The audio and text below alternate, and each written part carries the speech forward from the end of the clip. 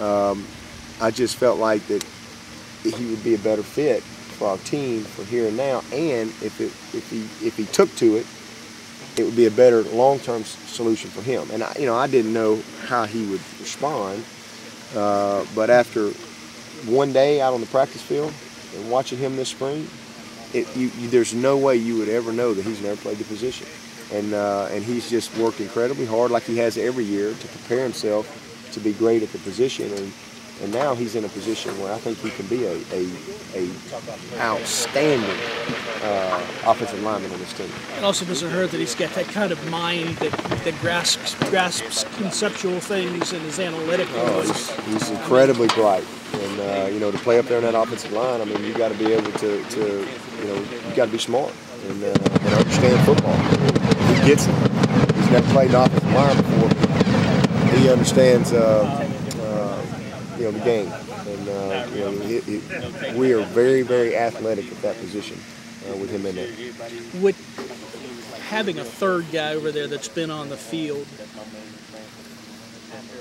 obviously it's 50% more than you would have had if you hadn't moved him, but does it make you just 50% feel 50% better about the situation, or is it a quantum leap having three guys and they've been in the war, they've been in the trenches? Well, I think it's a quantum leap in that you got a guy who's one of the most respected people on this team, has played a lot of football for us, but his talent level coming into the position that he adds to the position is just, we're way ahead of where we would have been if we didn't have him there. Not that we don't have other talented players, but here's a guy going in his fourth year. He's a grown man, and there's no greater teacher than experience, and he understands the price that you have to pay. And then you put him and a guy like Dalton Freeman together, side by side. We got better in a hurry when Tyler Shatner moved over there, because we obviously know we're going to be young, depth. We're going to be really young. We're going to have some, at least two sophomores starting for us in the offensive line, and maybe a freshman, who knows. But all of our depth is sophomores and freshmen. So having another veteran guy coming over with his ability, I think, has improved us greatly. Okay. How has Daniel Rodriguez looked? He's done good. After 5 practices. He's done good. He's head spinning because he's got a lot to learn. But just like you would think, he attacks it. He attacks practice. He attacks the meeting room. He attacks the playbook. That's kind of probably his. All he's doing right now is just studying. He's trying to learn all the positions, and he's as expected. Really tough, great leader, and very good hands. And I think we'll find his niche somewhere on this team.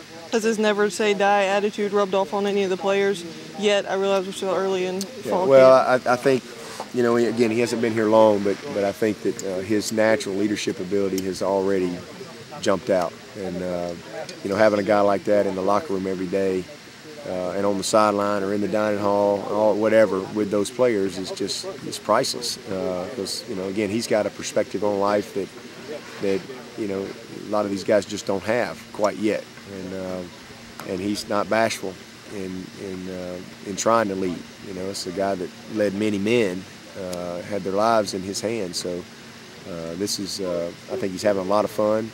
I think he's enjoying the opportunity and the privilege that he has to be here. He really appreciates it, and the guys have kind of nicknamed him Lieutenant Dan, and so they've had a little fun with that. But I'm really, really glad he's on our team.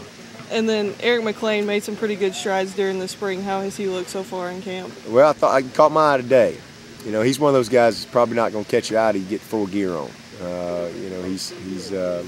He's not going to just wow you out there running pass routes. He catches the ball incredibly well, but his deal is when you get the gear on and he can get after some people physically. And I thought he did a good job today in that regard. Talk about